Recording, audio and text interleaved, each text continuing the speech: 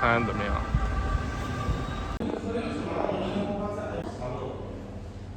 反正就这样。哦，还有麻辣猪手。可以点这个看菜单了。米饭搞来吧。对，他提前帮我做的。是的，我要瓶可乐。可乐有。它这水3块一瓶，挺大的，还可以。泡菜。好的，谢谢啊。凉拌萝卜，尝尝凉拌萝卜尝尝。送的泡菜，甜辣型的。对，甜辣的。也不辣，尝尝白肉。蒜泥白肉，五花肉用的，尝一尝。甜辣型的，有点像成都的口味。他说他是凉山的，凉山的也是甜辣的吗？你们知道吗？不是改良。川菜有这种甜辣型的蒜泥白肉，完全没猪骚味，这肉还可以吗？你可以吃点那个菜，没有猪骚味，然后嫩度就是肥瘦比例很好，肥而不腻，特别香。然后甜辣的酱汁也比较平衡，可以先把这道菜吃完，不然也没地方放。等会还有3道的。我觉得他这蒜泥白肉做的蛮好吃的，是甜辣型的。你觉得肥不肥？你又不吃肥肉，平时？还好，也不怎么油腻。就吃不出来有油腻的感觉。可能是因为才吃。对，有可能它切的薄。如果后面吃，可能就觉得油腻了。我是真的吃的不像肥肉，蛮好吃的。我真觉得国内很难，就是因为我国内天天踩雷，特别是上次去吃那个什么，我就那个明星开的那个川菜，哇，简直是灾难。黄瓜丝还好。排骨是吗？尝着排骨，这排骨性价比高，13块钱，都是内排吧？尝一尝，哇，觉得蛮好吃的，肉瘦香，一点咸鲜味为主吧。这锅有点烫，卷一圈。太过肥烫。你觉得这排骨怎么样？不好吃，看起来好像是炸干了，实际上一点都不干，还挺润的。对，味道还可以。肥肠怎么样？还不错，下饭的。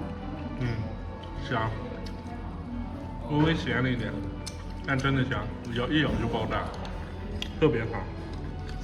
看着我还以为冷掉了，居然巨烫。这肥肠好吃，嫩。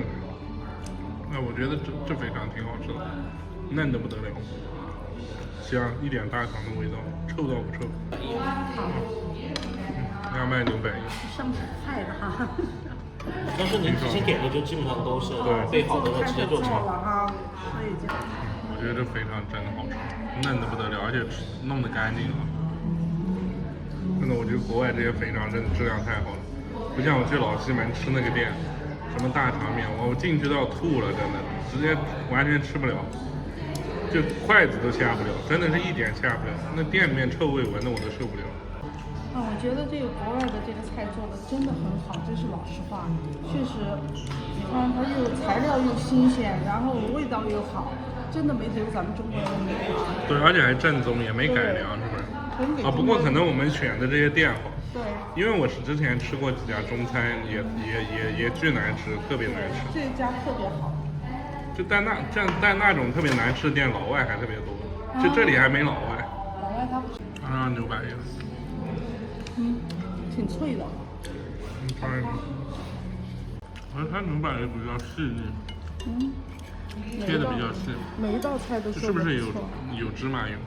对，它放芝麻。说真的，我在上海是绝对找不出来这种水平的川菜。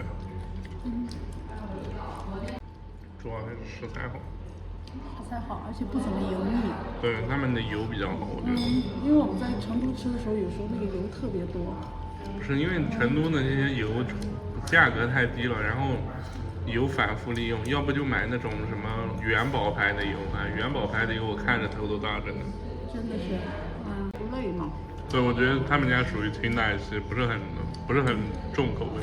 对，不怎么麻辣。这排骨可以嫩嫩的。对。但你就这个辣度你能吃是吧？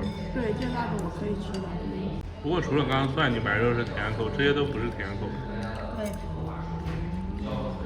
反正吃起来非常清爽，不会觉得油腻的。可以挺好吃。对，我感觉它是排骨，不像生炸的。对，如果生炸的话是很硬的，对吧？如果你不炸硬一点，就炸不熟。